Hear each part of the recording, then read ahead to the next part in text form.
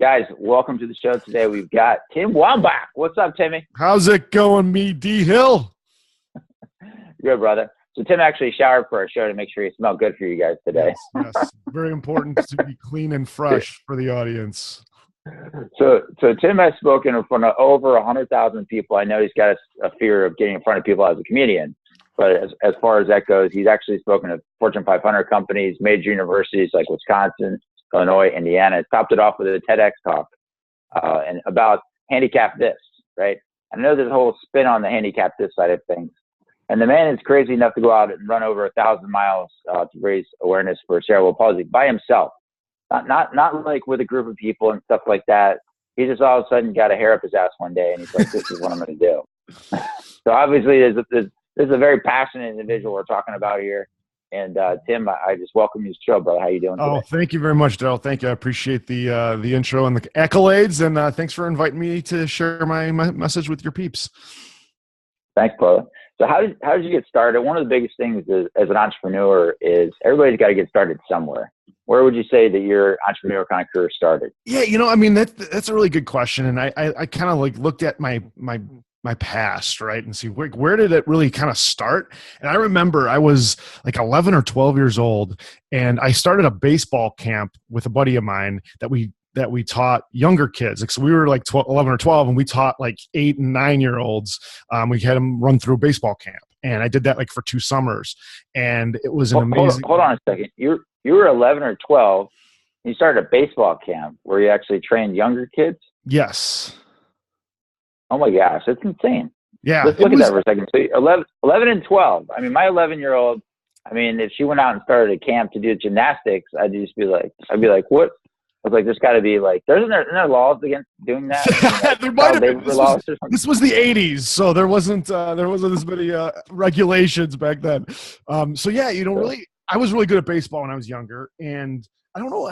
Honestly, I don't like know exactly how it formulated, but maybe I was like talking to my parents, and I probably had the idea that I could make money helping younger people with their baseball skills. So it was great, and I forgot like how much it was or whatever, but it was basically in the summer we had two sessions, and it was like. So session 1 and session 2, like different parts of the summer. And it went like for like 3 weeks or something like that. And it was awesome. It was like, I think I want to say 3 or 4 hours a day. So it wasn't like the whole day, but, it was something that I love playing baseball. I love helping people. Right. And it just merged both of those things. And me and my buddy were able to get some cash for the summer and, as a young kid.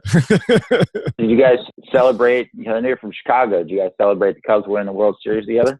Well, he's a Cub fan. I'm a White Sox fan. So, I see. Divided. The house divided. He had some fun. I'm happy for Cub fans. I am, but, I always used to tell people that the reason I'm a White Sox fan is because my dad raised me right. I don't know if I can say that anymore. When was the last time the White Sox won a World Series? 2005. Okay. So we had that going for a while, but now that has worn off very quickly. That's cool. So after that, how long did that business go for? Yeah, it was just like I said, two summers back to back, and then I was in high school, and then it didn't really continue with that. But that was definitely like my first real thought of entrepreneurship and my first real feeling of maybe like success in being able to make money for my knowledge, being able to make money for something that I love to do. So I think that was kind of where I got, like you said, like in my bio, the bug up my ass. That I would say for entrepreneurship, that was where the bug up my ass came from.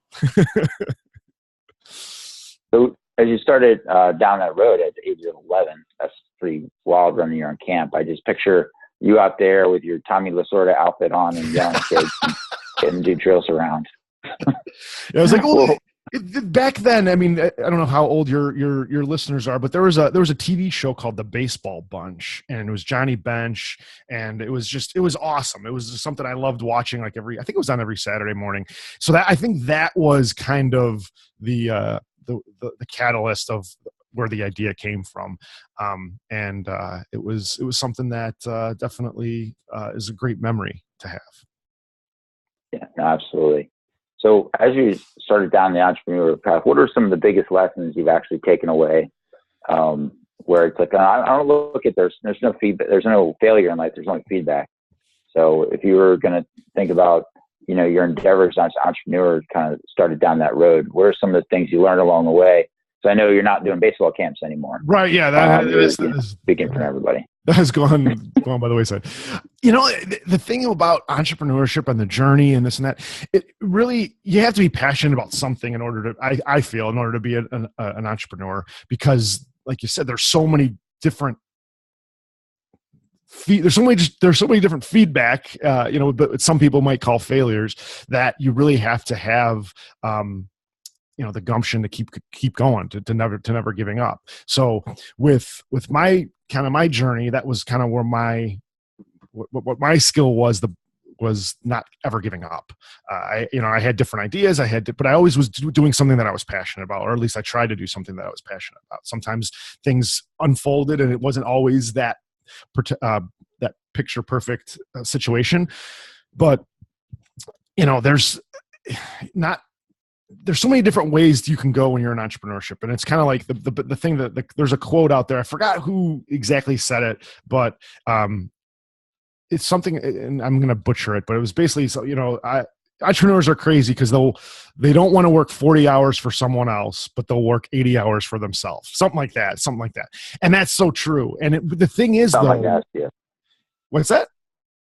Absolutely true. 100%. Yeah. I don't know how many hours I work. It's like you lose track of it because you're doing something you're passionate about. Well, and that's the key right there. When you do something what you're passionate about, time evaporates. It's not about the time. It's not about the 80 hours. But when you're working for someone else, and you're going to an office where you have that fluorescent lights, and you're in there, and you're just like, you hate every minute you're there. Like you hate Mondays, whatever.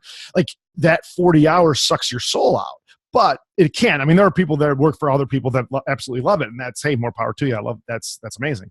But if you go to a job that you hate, then it sucks your soul out. And when you're an entrepreneur and you love what you do, and time evaporates, it really does, and you're able to to work many, many hours, and it's just because you love to do it, and it's not about the hours, it's not about the time, it's just about you doing what you love to do.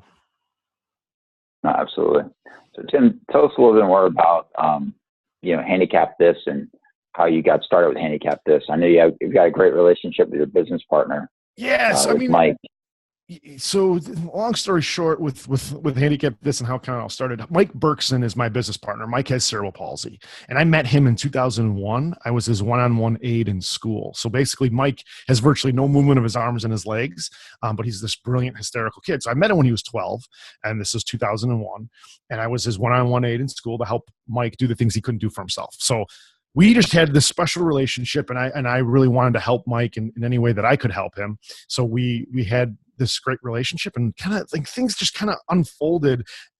And before you knew it, people were starting to ask to hear our story. And we started speaking in front of audiences, telling our story about the obstacles and the lessons that we learned through our relationship. And when did you guys first do your first talk together?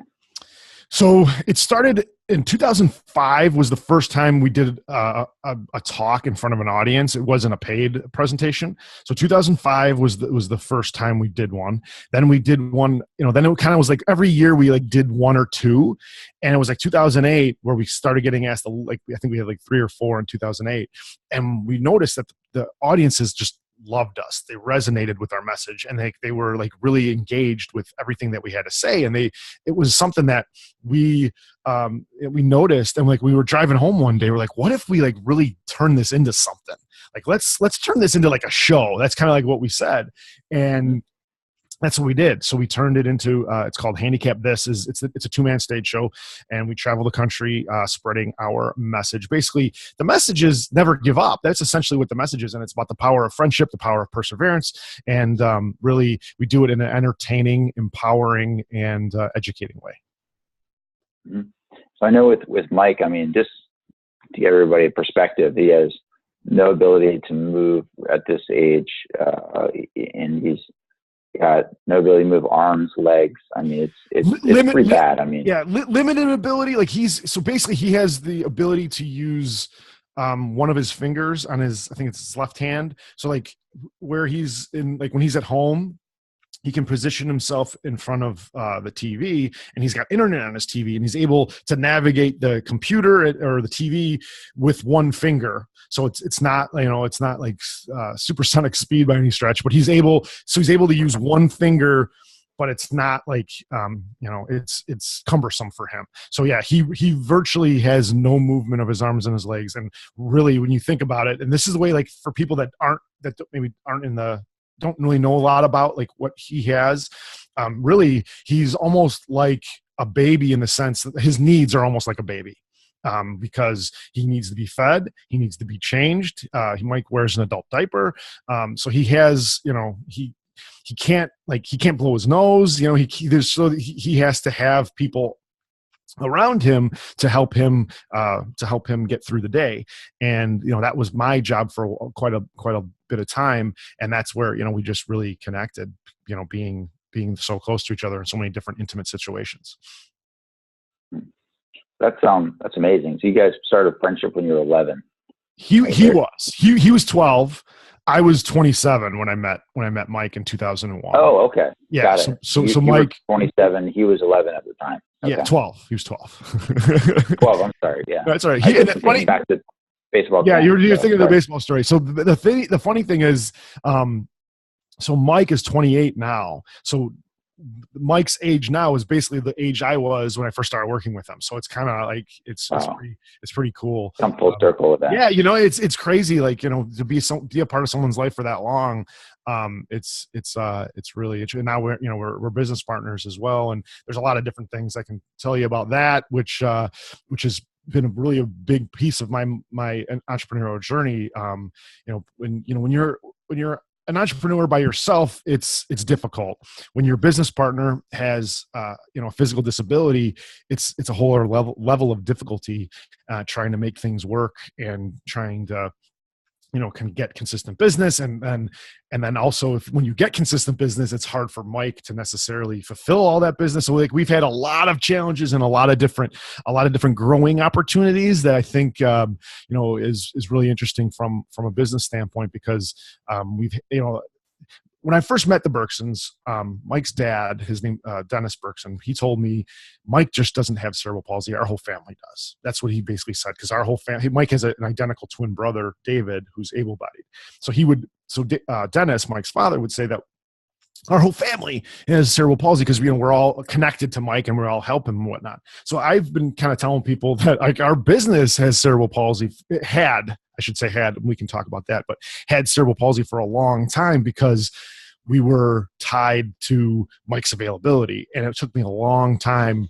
To be able to understand that I had the ability to do things without Mike. That's what really was my biggest our biggest learning experience, was being able to do things without Mike under the Handicap This umbrella and just share our story without Mike, and then try to introduce him in certain ways, whether that be with technology or however to make that happen.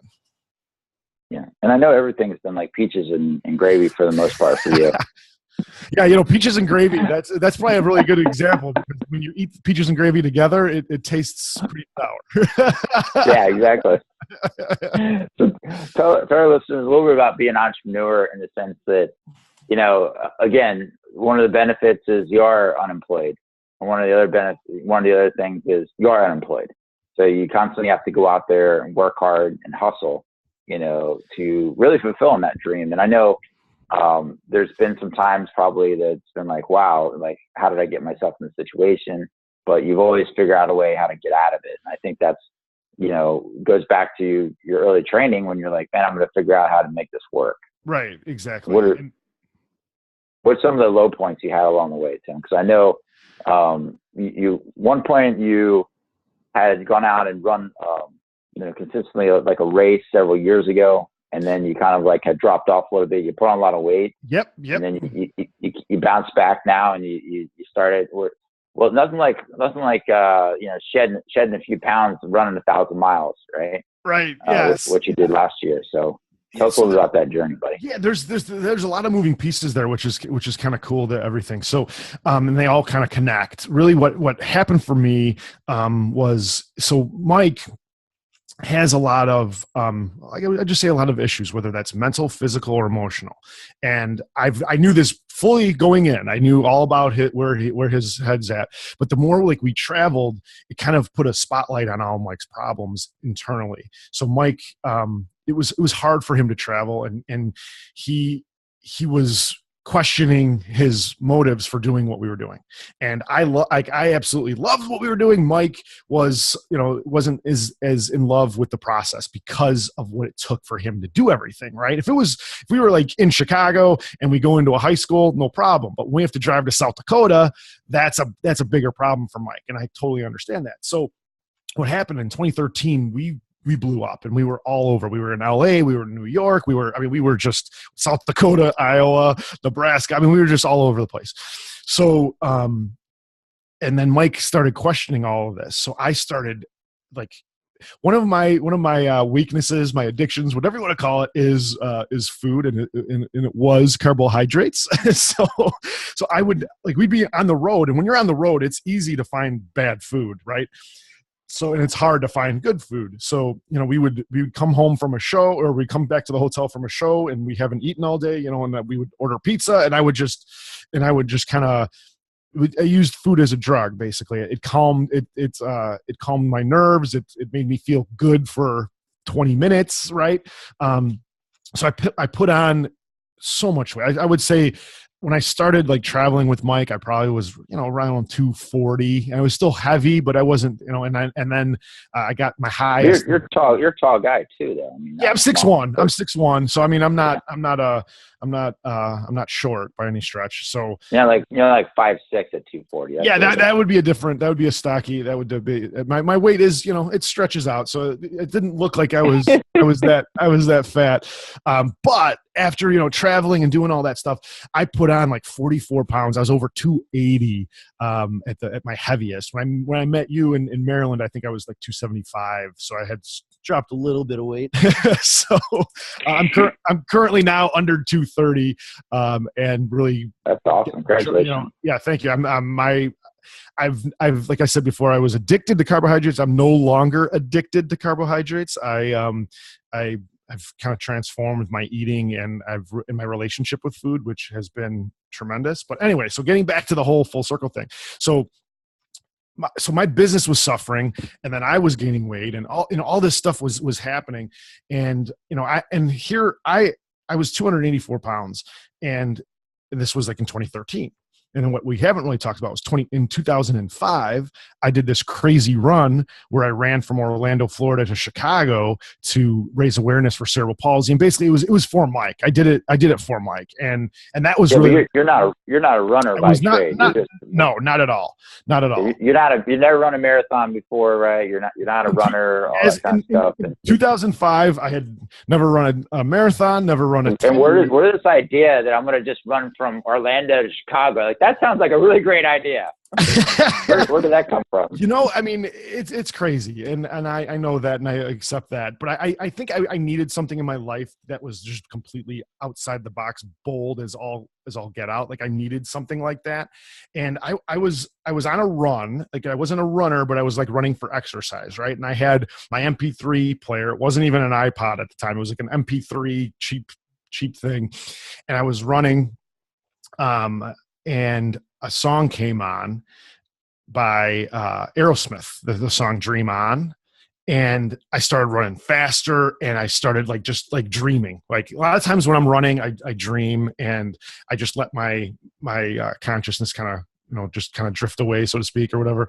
And that song just I internalized that song, right?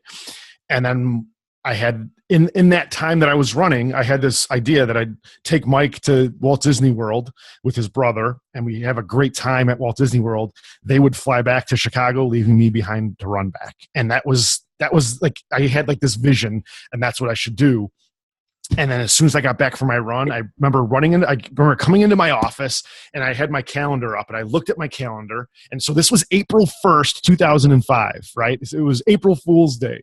I looked at my calendar, and I had something going on in every month but August. So I had and this was April. So like July I was booked, June I was booked, September I was booked, but August I wasn't. So I'm like, I guess August is the month to do this. And it's also, so it wasn't April. It's not an April Fool's joke. You played on yourself.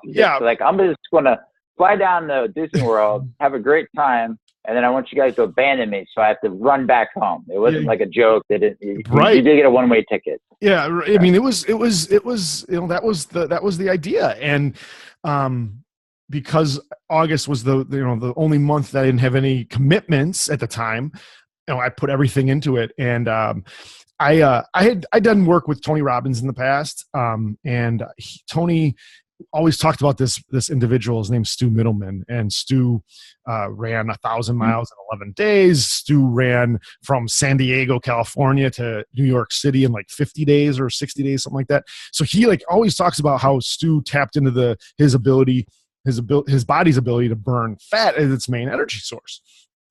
And if you're going to, try to do something endurance related, you should burn fat as opposed to carbohydrates or sugar as your main fuel source. So on April 1st, 2005, I reached out to Stu Middleman and asked him if he would coach me. And I remember I left him a message because he didn't answer it. It was his voicemail. And I remember saying in the message, "This is not an April Fool's joke." And then he called me back and said, "Let's do it." And it was awesome. Like working with Stu, for me, because he was Tony Robbins' coach and now he was coaching me, I was over the moon excited. Right. So we kind of had he's developed this training program for me, and then in May, in the middle of May, I was actually going to be in San Diego to do. I was a part of Leadership Academy for Tony Robbins, and so I was going to be in San Diego, and Stu doesn't live far from there, so we had kind of May 18th or something like that was the point of no return, where I would go to San Diego, and me and Stu would run in San Diego and kind of see where I was, and he was going to make sure that I was ready to do what I needed to do. And I remember that day. Up until that day, the longest I ever ran in one chunk was 2.5 hours. I ran with Stu that day for 5 hours, all around San Diego and the La Jolla and all that. It was absolutely amazing, and because I was able to do that, it was incredible, right? So I remember on this run, I had the question I wanted to ask Stu, and this is what I want your listeners to take away with, because this changed my life. It was incredible. So I go, "Stu, I got to ask you, I mean, you've been a coach, you've done all these amazing things, and you've coached all these amazing people. And here I am, a nothing, I've never done anything in an endurance world or in the running world. Why did you decide to coach me? Why did you think I could do this?" Is what I asked. "Why do you think I could do this?" And he looked at me without skipping a beat. He goes, "Tim, because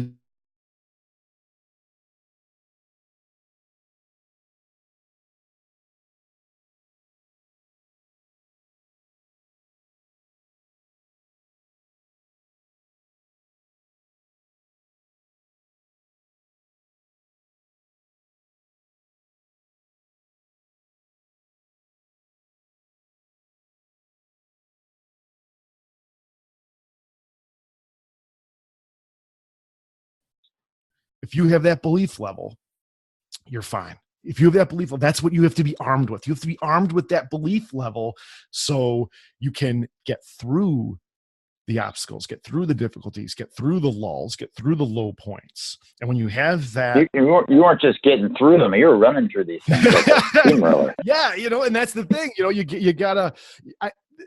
gotta have that energy, right? That energy comes from within, and emotion. When you talk about emotion, what's the main word in emotion? It's motion, right? So you got to move, and when you're moving, you're able to keep that momentum going. And I'm a firm believer in momentum, and it's a great thing to, when you have momentum and you stop it, it's something like you take a break, or, you stop doing what you've been doing for a couple days, it's hard to get that momentum back. So the key is to keep that momentum going. Like Jerry Seinfeld talks about, he has a calendar in his office, And every day he writes a joke, he puts an X on the calendar. And he basically, what he says is he just never wants to break the chain. You see like 7 days in a row, I want to make it 8. I don't want to leave it at 7 and start a new chain.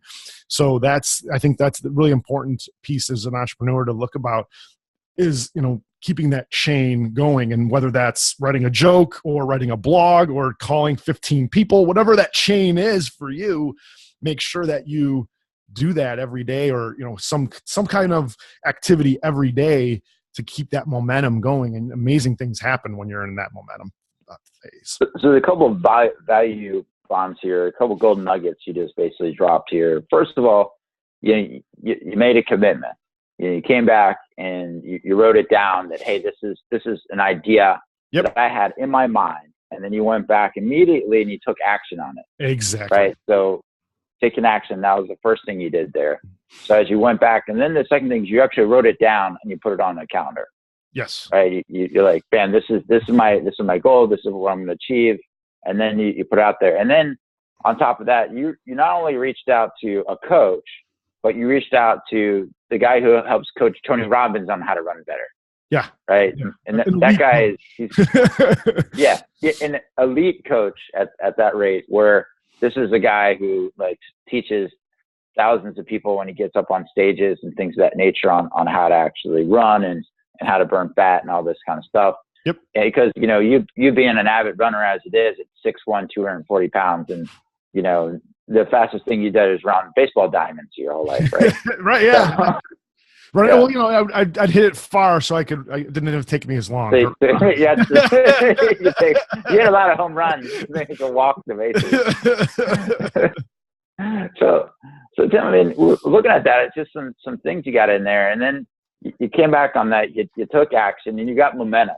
Momentum is something else in business, such as life, that once you start doing it, then you made it a habit, and you formed a habit, and you're like, man, this is what I'm going to do. I'm going to do it every day. And then instead of just running, hey, I'm going to run a marathon, you decided, well, no, I'm going to get dropped off in Disney World. And then you had a commitment to get home. Yeah. Right. And it's a drive. It's not like you're getting dropped off down the street. Now I just have to run home a couple miles. Like, no, I got dropped off in a different state.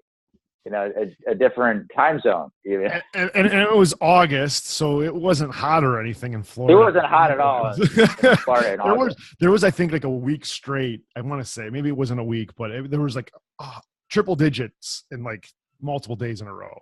And I was running like 40 miles a day, or right around 40 miles a day. So that was 2005. And then because, as that run happened, I started the Keep On Keeping On Foundation, which is a nonprofit organization dedicated to helping those living with severe physical disabilities. That's in the Chicagoland area.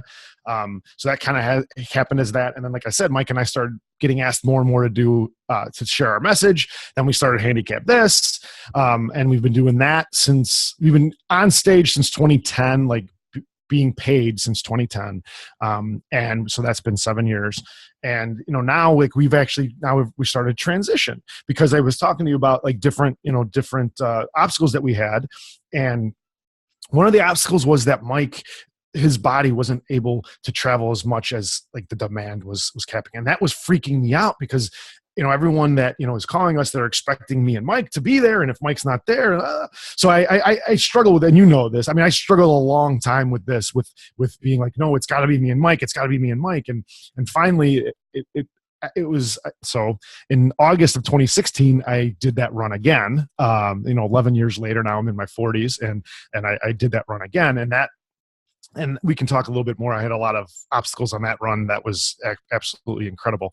But really, with the thing that obstacles, the picture that I saw you sent me and posted, I think, on Facebook, it looked like somebody took your feet to a cheese grinder and pretty much shredded the bottom of your feet. I mean, it was one of the most horrific, disgusting things I've seen in a long time. And the funny you say that, because thanks for sharing, Tim. Well, I did, and I heard that from a lot of people. Like, why did you share that on Facebook?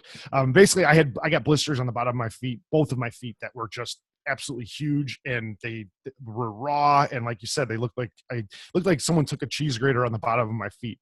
So I had a couple of people that were helping me. I did it this was a 40-day journey. one was a fireman in Denver, and one was used to work a hot shot crew in the mountains of like Arizona and stuff.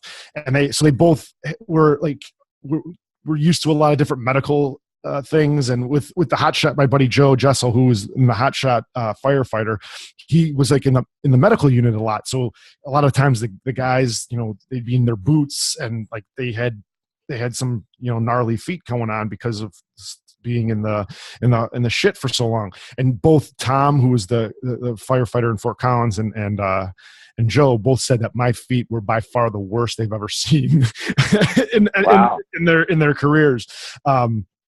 And so what happened, now we'll go down this rabbit hole first before I come full circle. So on this run, 2016, started in August 29th was this, I started. And so the goal was 30 miles a day for 40 straight days. That was the goal. And my first day, we set out a plan. I had one guy with me as my driver. And we now the one thing I should say is the goal was 30 miles a day, but I was going to be staying in a city for multiple days. This was the simple fact, so because it's I didn't have enough support to do it. Where I'm logistically, we'll let you slide. We'll let you slide a little bit. I think so, like, one of the things listeners need to know is that after you did that big run, and then went on the pizza binging contest you talked about for several years, you hadn't run at all. And I think it was when you came out and spent some time with me in May. The first time you actually ran 5 miles, and that was the last in years. And previous to that, you couldn't remember actually running a mile for a long time. Yeah, I mean, I just didn't run. I wasn't, I had stopped running. So that when I met with you in May of 2015. I was 275 pounds, and you had me out there running 5 miles the last day we were together, I think. Yeah. And it was hard. That was probably the hardest 5 miles. One of your goals you told me was what? That you were going to do? That I was going to do this run. That I was going to do the Orlando to Chicago run again. And so really, like, my training for that run really started, I would say, in May 2015, and I left in late August of 2016. So the thing that I did differently in 2016 than I did in 2005, physically, I was a beast in 2005. Like I was unbelievable, and I was also 31 years old. So I mean, I had my age on my side. So this last time I was 42 when I took off, but it was my mindset that I trained for a year and a half. Like I was diligent with my mindset, and that was, and honestly, I wasn't in great shape when I left. I was about 250 pounds, I think, when I left Orlando, August 29th. So that first day when my goal, we had me and my driver, Danny Moncton, we had our thing set up where he was gonna meet me at the checkpoint, which was about 9.5 miles away. And then after I met him at the checkpoint, I was gonna run back to the hotel for lunch. So I would have done 19 miles of the 30. That was the kind of the goal. So I get to the checkpoint at 9.5 miles, and I restock on my water. I change my shirt because my shirt is, absolutely soaked, and blah, blah, blah. And I changed my clothes, all my clothes, because it was so hot. And once your clothes get all wet, you want to get some fresh clothes, right? So Danny asked me, he said, "Do you want to change your socks?" This was a question that haunted me for the next 40 days. I said, no. I said, no, I'm fine. And here's the reason, Daryl. And this, I mean, talk about a kick in the ass, talk about a punch in the gut, whatever you want to call it. The reason I didn't want to change my socks is because I felt like, I was in momentum, right? I felt like I was really I was making good time, and I didn't want to stop for 2 minutes to change my socks. I didn't want to waste 2 minutes, because at the end of the day, 2 minutes is going to make any difference, right? Well, it did. It made a huge difference because I didn't. If I would have just taken that, and honestly, it doesn't even take 2 minutes. It's probably, less than that. If I would have taken the time to change my socks, I would have been all right. So I didn't. And then I ran the 9.5 miles back to my hotel to, have lunch and stuff. So I had ran 19 miles in the same pair of socks, and when I took my socks off, I could see it, my feet. I'm like, oh shit, my feet. I'm like, I could tell that that blisters were coming, they were forming. So like we tried to do what we could to mitigate it. And then I ran I finished doing 11 miles in the afternoon to hit my 30. And I went back to the hotel, and my feet were fucked. I mean, they were completely. So the next day I had, these big blisters on my feet. And the next day I'm out there, and I'm walking at this point, and they both, within the first half mile, both of my blisters popped. And when they popped under pressure, that's not the best way. I was taught to, to lance them. And I freaked out, and I didn't do anything. I just said, so my feet just got progressively worse and worse and worse. And by the time that the picture that you're talking about, that was like day 8. And so I went to the immediate care center and to have the doctor check them out. And the doctor said that she said that they were infected, and that I should stay off I shouldn't run for 2 weeks. And she's like, 2 weeks is you probably shouldn't do it for more than that, but I'll just say for you for 2 weeks. So obviously that wasn't an option for me, because I was in the middle of this. So this was my belief level. I didn't think my feet were infected. And I thought, you know what, if they are, I'll know very shortly that they are, because it'll be too painful to do anything.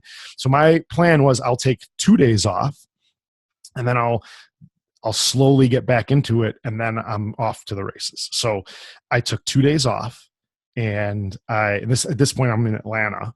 I took 2 days off, and then the next day I ran like 10 miles. Then the next day, I ran 12. Then it was 14. Then it was 16.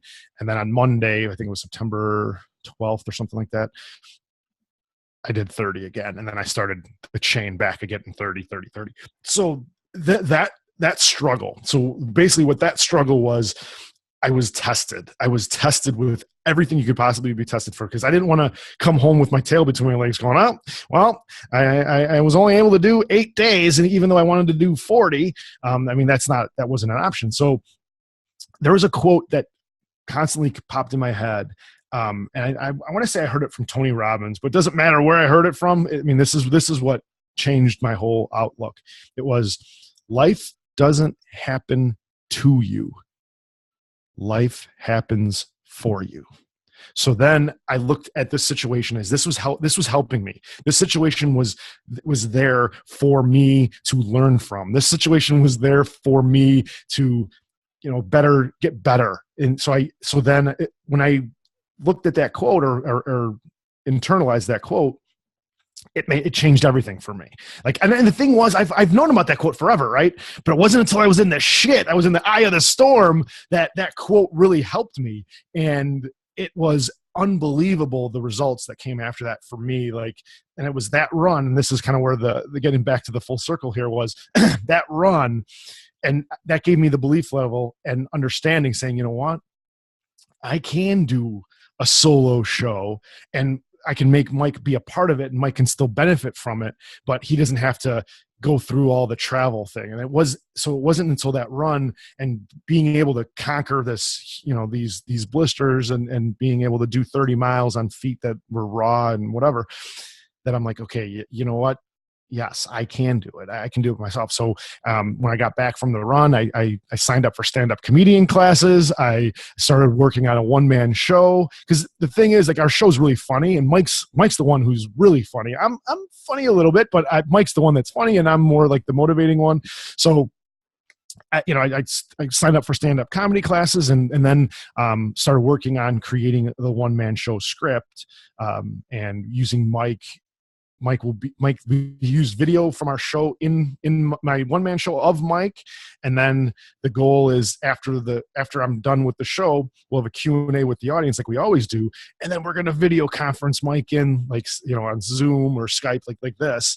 And then Mike will be a part of the Q&A, so that the audience can experience him as well. So it's going to be the same show. It's going to be the same show. But Mike will not be there as much. So then you can actually get the message out there even that much further, because you're able to travel and stuff like that. Exactly. And that was the piece that I was stubborn. I was, whatever you want to call it. I felt like Mike had to be there, but Mike wasn't able to be there. Mike didn't necessarily want to be there, not because he didn't want to be there. It was because his body wouldn't let him be there. So, that was, now you're right. Now I can hit more audiences and share a message with many more people. And I could be booked, all day long and not have to worry about, flights or this and that. Cause traveling, when you're able-bodied, traveling sucks, right? Like when you have to get on a plane and baggage claim and all that sucks. When, you are, when you use a wheelchair and, it completely uproots your whole existence for Mike. So yeah, and I know Mike didn't travel. Mike's dad's traveling as well. So his dad also has to exactly travel with him and stuff like that too. And there's all these, traveling with a wheelchair, traveling all this stuff. You get all the other obstacles that go along with it. Yeah. So if you're right now going to share one last, and one of the big values right here again is gold nugget is around the mindset, and how you were able to overcome all the different things that got thrown at you. When at the end of the day, as an entrepreneur, you're going to be tested. Everything's not going to go as planned. It's not going to go as you drew it up on the whiteboard. It's like we talk about in the Marine Corps. The plan lasts until the first round goes downrange, and then everything else becomes just a reaction. Right. And instead of your reaction going to focusing on the negative things and your feet falling off and having to get amputated, like most people will probably do, you focused on the positive side of things, and you focused on, all right, this is just a minor setback, for me here. Yep. I'm going to take the time, get my feet better, and then put it in action. So if you were going to share one last thing, and if you were going to think about, you had to talk to yourself when you're getting started upon that entrepreneurial career, and give yourself one piece of advice, what would that be as you head out the door today?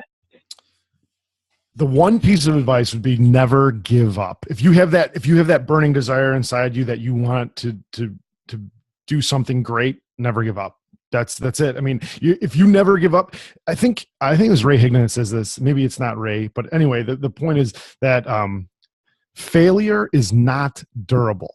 Think about that. Failure is not durable. So the more you fail, inevitably you're going to realize what works. Kind of like Thomas Edison, right? 10,000 ways to not make the light bulb, because failure is not durable. That's why we have electricity, because he said, I'm going to figure out a way to do it, and I'm not going to take no for an answer. And that's what you got to do. And now there is some nuance to it, because like for me, like when I was growing up, my goal was to be, I wanted to be a Major League Baseball player. I'm 43 years old right now. Having that as a goal wouldn't necessarily be the smartest thing, right? You got to have some ability to know when to pull the cord. But at the end of the day, you can't give up. And if your goal is, if you have that burning desire enough, just never give up. Yeah, never give up. Thanks, Tim, for having us on the show today. I appreciate you being here. And Tim, where could people learn more about you and the show and what you're doing? Yeah, the best place is handicapthis.com. That's our website. We have a fan page on Facebook. We have over 150,000 fans on Facebook. We're on YouTube, Twitter, you name it. We're out there, Instagram. So Handicap This is the way. That's the handle out there. So the handle to find us. Guys. Yeah, the handle. Go on there. Book Tim. All right, book. See what his availability and schedules like, guys, because I know it fills up, and he's got speaking gigs all over the country, and he's a tough person to get a hold of. So yeah, get a hold of Tim at Handicap This. Thank you. Yeah, and no audience is too big or too small, and really, I would say our perfect audience are college campuses. That seems to be the perfect thing. But we've done keynote conferences, we've done Fortune 500 companies. We've done it all. So if this message has resonated with anyone that's listening, please get in touch with me to speak to your group, to your company, to your organization. Thank you. Awesome. Thanks, Tim. I appreciate it, brother. Thanks, Daryl. Appreciate you. I'll see you later. Bye.